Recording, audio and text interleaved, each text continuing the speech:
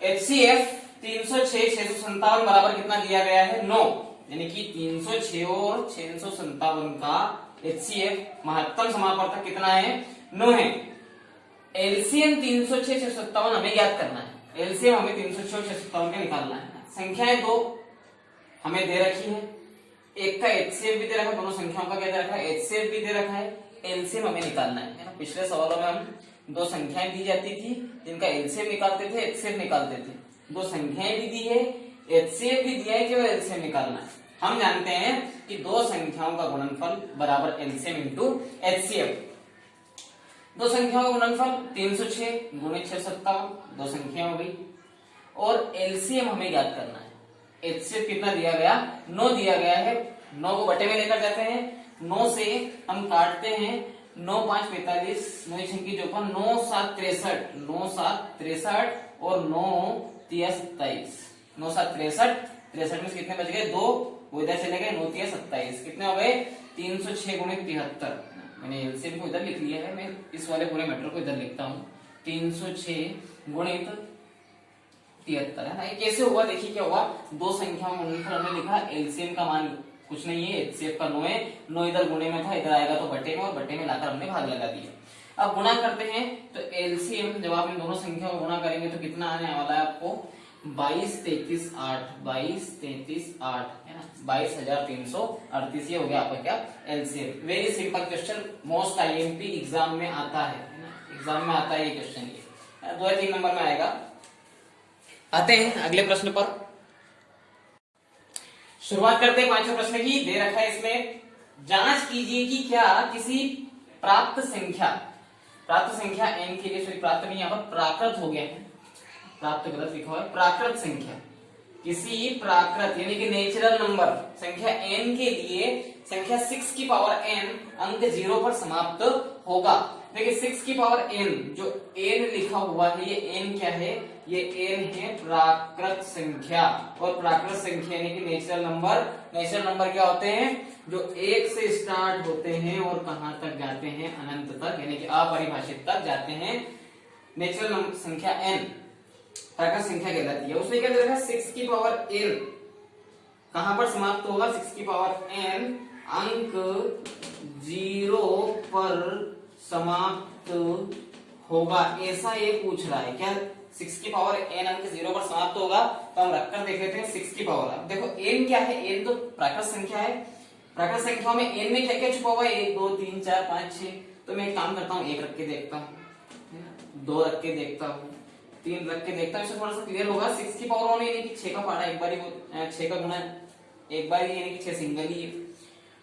6 की पावर 2 यानी कि 6 गुणित 6 6 6 36।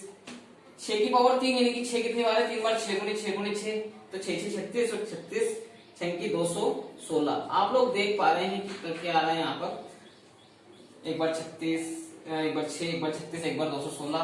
और भी अगर इसी प्रकार आप आगे बढ़ के जाएंगे 6 की पावर n तक अगर आप जाएंगे तो आपको इकाई अंक क्या प्राप्त होने वाला है 6 प्राप्त होने वाला है। अतः हम कह सकते हैं, अतः हम कह सकते हैं, क्या कह सकते हैं कि 6 की पावर n 0 पर समाप्त नहीं होगा। 0 पर समाप्त क्या नहीं होगा, 0 पर समाप्त इसको नहीं होना है। कहां पर स्टार्ट हुआ ये 6 से 6 36 216 और संख्याएं बढ़ती जाएगी, और हमेशा इकाई के अंक पर क्या प्राप्त होगा, आपको 6 प्राप्त होगा, इसलिए कभी भी 0 पर समाप्त नहीं होगा। दैट्स इट, 5वां क्वेश्चन। अगले प्रश्न पर आते हैं, 6ठे प्रश्न पर। 6ठा प्रश्न है हमारा, व्याख्या कीजिए कि 7 गुणित 11 गुणित 13 धन 13 है ना, यहाँ पर धन का निशान है, गुणित का नहीं है। 7 गुणित 11 गुणित 13 धन 13, और 7 गुणित 6 गुणित 5 गुणित 4 गुणित 3 गुणित 2 गुणित 1 प्लस 5 भाज्य संख्याएं क्यों है। भाज्य संख्याएं सिद्ध करना है हमें। भाज्य संख्या क्या होती है, वह संख्या जिनका 2 या 2 से अधिक अंकों द्वारा भाग लगाया जा सके। 2 या 2 से अधिक अंक क्या है, क्या मतलब भाग लग जाता है, भाज्य संख्याएं कहलाती हैं। अब देखिए मैं क्या कहूंगा, 7 गुणित 11 गुणित 13 धन 13, एक तो संख्या दे रखी है और एक संख्या है ना, दोनों को मैं अलग अलग सोल्व करके बताता हूँ। लेना एक ही सवाल है, पहले इस वाले भाग को सोल्व करना है यहाँ तक, फिर इसी के जस्ट नीचे ये वाला भाग अपने को सोल्व करना है। क्या करेंगे, 7 गुणित 11 गुणित 13 धन 13। मैं 13 कॉमन लेता हूँ, दोनों जगह 13 है, 13 मैंने बाहर ले लिए। तो 7 ऐसा कैसे, 11 ऐसा कैसे, 13 यहाँ से बाहर चले गए तो क्या बच गए, केवल एक, और यहाँ से भी 13 चले गए तो प्लस में भी एक ही बच गए। 11 77 और 77 गुणित 1 यानी कि 77, 13 बाहर ऐसे के ऐसे ही, यहाँ पर एक बचा हुआ, एक ऐसा का ऐसा ही। 77 और 1 कितने हो गए, 78 हो गए। 78 को मैं क्या करता हूँ और गुणनखंड करता हूँ इसके 7 के, क्योंकि 13 के तो हो नहीं सकते। 78 के करूंगा तो 13 39 और 39 दुनी 78, मैंने और तोड़ दिया इसको। 13 39 और 39 दुनी 78, ये 13 ऐसे के ऐसे ही। अब देखिए दी गई संख्या 1 से भी कट सकती है, इसमें 2 है यानी कि 2 से भी कट सकती है, 3 है यानी 3 से भी कट सकती है, 13 दे रखा है यानी कि 13 से भी कट सकती है। तो क्या है कि संख्या इतने सारों से भाज्य हो गई है, 2 या 2 से अधिक संख्याओं से भाज्य हो गई। इसी प्रकार इसमें हम देखें कि 7 6 5 4 3 2 1, ये गुणे में ऐसा है, 7 गुणित 6 गुणित 5 गुणित 4 गुणित 3 गुणित 2 गुणित 1 धन 5। धन 5 दे रखा है लास्ट में, 1 तक तो ये दे रखा है और धन 5 दे रखा है। मैं क्या करता हूँ, इसमें से धन 5 दे रखा है और 5 यहाँ पर भी 5 कॉमन लेता हूँ, तो 5 मैंने बाहर ले लिया। 7 गुणित 6 गुणित 4, 5 तो बाहर चला गया, गुणित 4 गुणित 3 गुणित 2 गुणित 1 प्लस इस 5 की जगह पे क्या बचेगा, 1 बचेगा यहाँ पर। इन सबका जब आप गुणा करेंगे तो आपको आएगा 1008। 7 गुणित 6 गुणित 4 गुणित, यहाँ 5 नहीं है, यहाँ पर 6 के बाद जस्ट 4 है, 5 तो बाहर आ चुका है। इनका आप गुणा करेंगे तो आपको आ जाएगा 1008। 1008 में आप 1 जोड़ देंगे कितना हो जाएगा, 1009, है ना। इसको ज्यादा तोड़ने की जरूरत नहीं है, सीधे से क्लियर हो रहा है। दी गई संख्या 1 से भी भाज्य है, 5 से भी भाज्य और 1009 से भी क्या है, भाज्य है। तो इस प्रकार से आप लोग देख रहे हैं कि संख्याएं 2 या 2 से अधिक अंकों से भाज्य प्राप्त हुई, अतः उपयुक्त दोनों संख्याएं कैसे हो गई, भाज्य हो गई। ये रहा आपका छठा सवाल। अंतिम सवाल पर आते हैं, 7वें सवाल पर, प्रश्नावली 1.2 का अंतिम सवाल है ना। कल पढ़ेंगे प्रश्नावली 1.3, इसलिए आप लोग कंटिन्यू अपनी पढ़ाई को रखने के लिए क्या कीजिए, चैनल को लाइक कीजिए, शेयर कीजिए, सब्सक्राइब कीजिए चैनल को, ताकि आपको डेली एक नया सवाल सीखने को मिले, नई प्रश्नावली से जुड़ने को मिले। डेली जैसे आप चैनल को सब्सक्राइब करेंगे, हमारी हर एक वीडियो आप तक सबसे पहले पहुंच जाएगी, इसलिए चैनल को सब्सक्राइब जरूर करें। छठा सवाल है, आते हैं हमारे अंतिम सवाल पर, 7वें सवाल पर। 7वां प्रश्न है हमारा, किसी खेल के मैदान के चारों ओर एक वृत्ताकार पथ है। कोई खेल का मैदान है,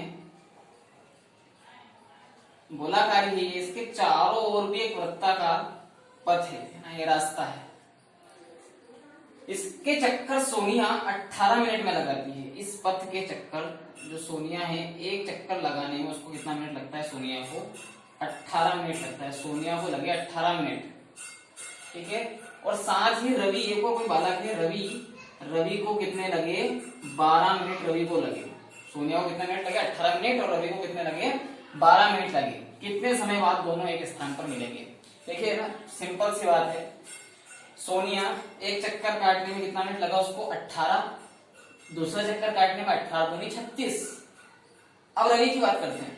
रवि को एक चक्कर काटने में लगा 12, 12 दूनी 24 और 12 तिया 36। यानी कि देखिए, अगर सोनिया 2 चक्कर काटती है तो 36 मिनट पूरे होते हैं, और रवि 3 चक्कर काटता है तो भी 36 मिनट पूरे होते हैं। यानी कि वो ऐसा कौन सा समय है, 36 मिनट है।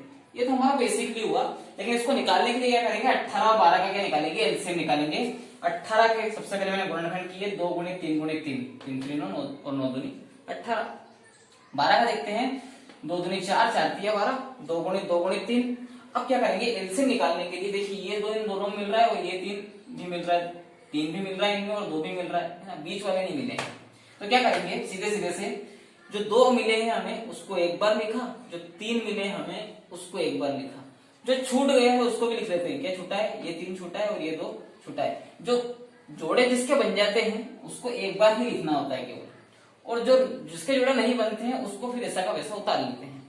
तो 2 गुणित 3, ये यहाँ से इन दोनों के जोड़े में से 1 2 ये, दोनों के जोड़े में से 1 3 ये, और ये वाला 3 और ये वाला 2।